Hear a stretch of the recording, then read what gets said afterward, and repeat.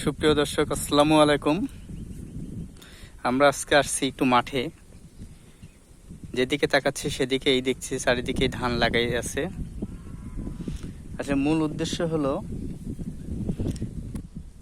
উদ্দেশ্যটা হলো যে আমরা মাঠে কিছু আমের কলম দিয়েছি। এই কলমগুলো কেমন হয়েছে দেখার জন্য কিছু কলম খুললাম। এই যে দেখা যাচ্ছে পলিথিন দেওয়া আছে, এই পলিথিনগুলো আমরা খুলতেছি।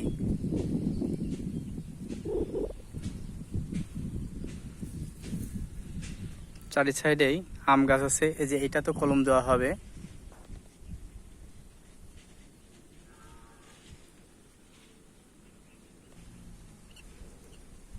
দর্শক, কেমন হয়েছে অবশ্যই আপনারা লাইক কমেন্ট করে জানাবেন। আর আমাদের পেজের সাথে আপনারা থাকবেন, আমাদেরকে একটু সহযোগিতা করুন, আমরা নতুন। এই যে আয়ন বাবাও চলে আসছে, আয়ন বাবাও মাঠে আছে আজকে।